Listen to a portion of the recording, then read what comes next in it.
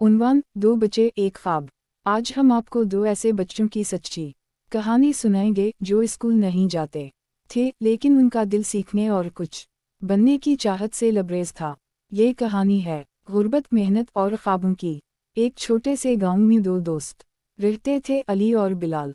दोनों की उम्रें बमुश्किल 9 या 10 साल थीं। गांव में एक ही प्राइमरी स्कूल था, लेकिन अली और बिलाल कभी स्कूल नहीं जा सके। क्योंकि उनके वालिदैन इतने गरीब थे कि रोज़ की रोटी का बंदोबस्त करना भी मुश्किल था। अली के वालिद मजदूर थे और बिलाल की मां दूसरों के घरों में सफाई करती थीं।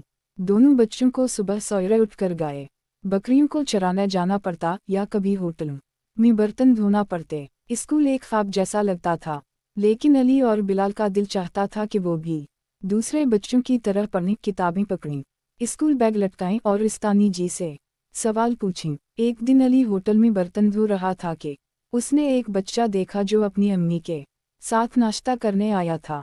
वो बच्चा किताब पढ़ रहा था। अली ने हैरत से पूछा, ये क्या है? बच्चे ने मुस्कुरा कर कहा, ये मेरी उर्दू की किताब है, मैं चौथी जमात में हूँ। अली ने किताब हाथ में ली, लेकिन वो कुछ भी नहीं पढ़ सका। वो वापस बिलाल के पास आया और बोला, यार बिलाल, हमें कुछ करना होगा, ऐसे जीते रहे तो हमेशा बर्तन धोते रहेंगे।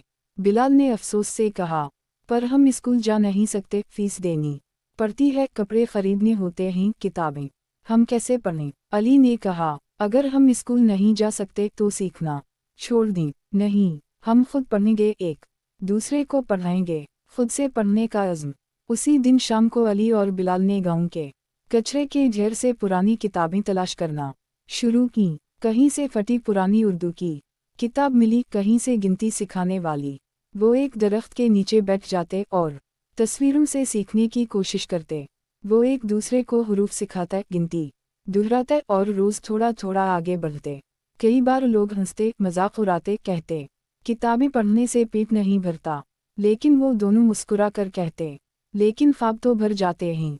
एक नया मोड़। कुछ महीनों बाद गांव में एक नई इस्तानी आए, जिनका नाम था मस फातिमा। वो शाम को गांव के बच्चों को मुफ्त पढ़ाती थीं। एक दिन अली और बिलाल उनके पास गए और हिचकिचाते हुए कहा, मैडम, हमें भी पढ़ना है, पर हमारे पास स्कूल बैग नहीं, वर्दी नहीं, किताबें नहीं।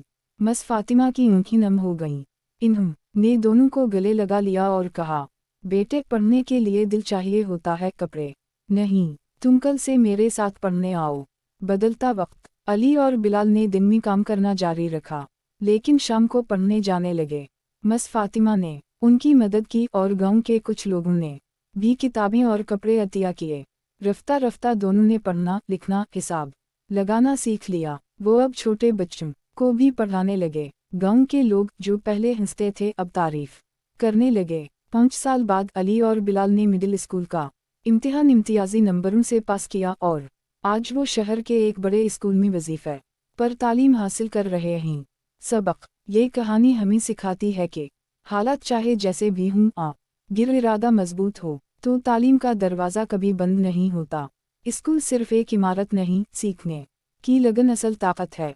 इख्तिताम। अगर आपको अली और बिलाल की कहानी पसंद आई तो वीडियो को लाइक करें, सब्सक्राइब करना ना भूलें और नीचे कमेंट में बताएं कि आपको इस कहानी से क्या सीखने को मिला। शुक्रिया।